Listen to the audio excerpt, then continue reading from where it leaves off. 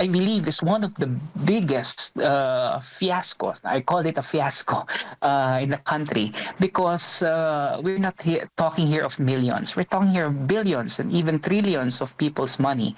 And talagang kailangan may mapanagot tayo rito. And the only way by which we could do that is by establishing, a fact-finding mechanism na talagang impartial. Walang puprotektahan, lalong-lalo na yung mga kaalyado nila. Senate President Jesus Escudero is already being implicated in the matter, and I think it's a good thing no, na immediately he handed down the presidency kasi ito yung sinasabi natin no, kailangan naman magkaroon ng delikadesa, magpakita naman ng sense of right, decorum and prudence itong ating mga leaders somehow na kung involved sila rito, may nagturo sa kanila whether it's already parang factual or if it's not yet. Siguro, we need to let the investigation take its due course. And for the meantime, para hindi magkaroon ng undue influence or unnecessary advantage yung kanilang mga pangalan at yung kanilang position, mas maganda, mas makabubuti na mag-vacate muna sila sa mga position na yon para naman walang conflict of interest, no? At masasabi natin na talagang impartial yung mga magiging dinig dito sa usapin na to kasi this I believe is one of the biggest fiasco. I call it a fiasco in the country because we're not talking here of millions. We're talking here of billions and even trillions of people's money. And talagang kailangan may mapanagot tayo rito. And the only way by which we could do that is by establishing, a fact-finding mechanism na talagang impartial. Walang puprotektahan, lalong-lalo na yung mga kaalyado nila. Opo. Sa tingin po ninyo, Prof, ganun din dapat ang gawin ng House tulad ng ginagawa ngayon ng Senado, bumuo sila ng bagong komposisyon para, o sa gitna pa rin itong kontrobersya nga ng flood control? Well, I think so. They should also be doing that. Pero kasi sa akin, it may result in some kind or some levels of complexity kapag ang dami-dami nating mga commissions na ginawa or makikreate para sa isang issue o sa isang problema.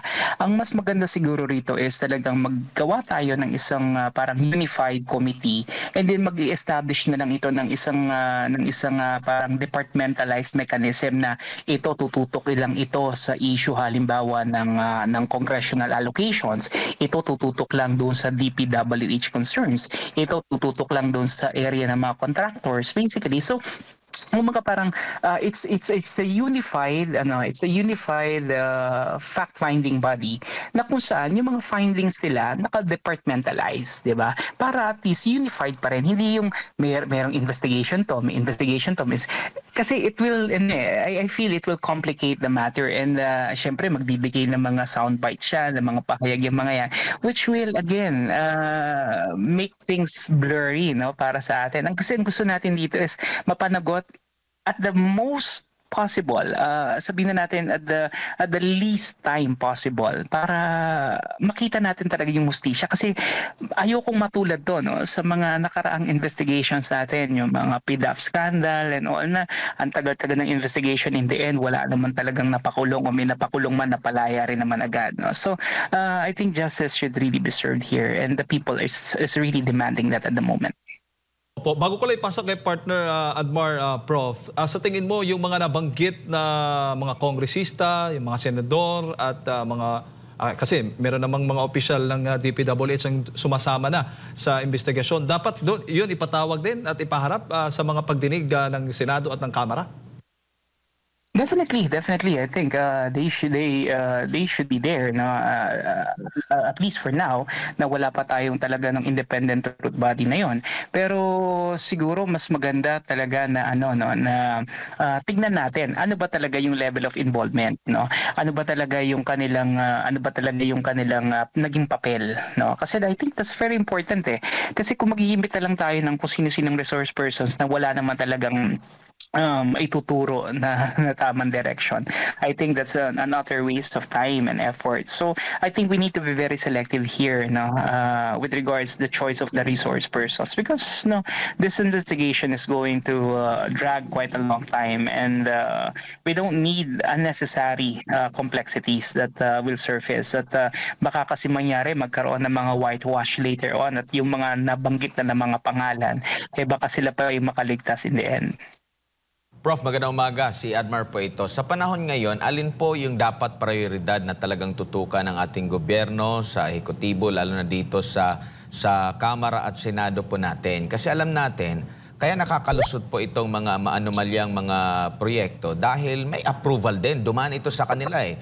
Dumaan sa Kamara, dumaan sa Senado, dumaan sa Executive. At kumbaga sila talaga yung taga-finalize. At marami mga issue ng insertions, hindi sumusunod doon sa NEP. Yung mga big ticket projects ng isang administrasyon, hindi natutuloy kasi mas pinagtutuunan ng pansin yung mga insertions or dinadivert yung ibang mga pondo. Pero itong mga big ticket projects na ito, lalo na rin yung mga nakalipas na mga proyekto din na foreign funded, dumaan talaga ito sa masusing pag-aaral, pagpaplano, pero at the end wala pong pondo. So sa tingin nyo, alin ba yung dapat na maging priority sa kasalukuyan po? Kasi ito kumbaga lumalayo na, umaabot na nga hanggang sa Davao City yung investigation sa mga Duterte po. Prof, well in fact, ito'y nag-ugat mula po nang nagkaroon ng SONA ang Pangulo, nagpayag siya ng kanyang pagkadismaya, inilabas niya kung sino yung may mga kontratista na napakaraming nakuha na mga pero at the end, gusto nilang i-divert at papunta ulit doon sa mga Duterte na naman ang may kasalanan, Prof. Yun nga, no? Yun yung binabanggit natin kanina. So it's really a mix of priorities supposedly na dapat maliwanag from the get-go.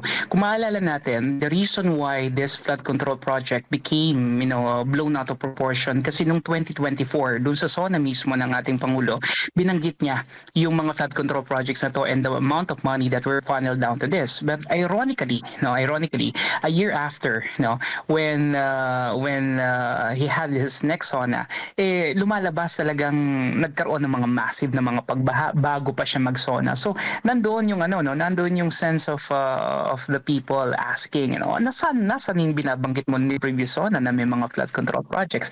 Bakit nagkaganito pa rin? And then doon na nga nagkaroon ng mga nasimulan yung issue na to, no? Pero sa ganang akin, supposedly the president should really be on top of the situation here, and hindi dapat dun sa laso na lamang niya inilabas yung listahan. I think dapat before even the SONA, he already knew that the problem is existing. Dapat he knows this very well as the president, kasi lahat tama kayo, lahat to dadaan sa executive, after the deliberations that were made in the Congress, after the budget hearings were made, definitely the president is still the one to affix a signature dito sa General Appropriations Act, and kung nakita talaga na may mga midnight insertions, may mga small committee insertions na ginawa, at lalong-lalo na kung hindi ito talaga naka-align doon sa National Expenditure Program, dapat yan dinis-allow kaagad ng Pangulo. So there should be a higher level of scrutiny. That's what I'm saying. And if you're talking about command responsibility here, I don't think that the president should go unscathed. I don't think the president should just simply say na he is angry at these things, when in fact all of these things actually should be under his watch, and that he should be really on top of this situation by virtue of command responsibility, di ba? So sana tignan natin kung paano talaga natin makikita yung accountability mula sa pinakailababa hanggang sa pinakataas, because I don't see that this is just a reason, or this is just a situation wherein only the DPWH or only the Congress is at fault, kasi hindi to mangyayari kung wala talagang approval ng lahat, Sa corruption kasi, para mangyari ang corruption, everybody should be happy, everybody should be satisfied, If there are some disgruntled personalities or people na talagang sabihin na natin hindi sila natutuwa doon sa hatian, may kakanta at may kakante. Pero dito nga, siguro lahat sila masaya, lahat ng pagbigyan, nagiging maayos ang hatian. So everybody's silent and happy at the same time. So sana yung command responsibility go and stretch until the level of the office of the president.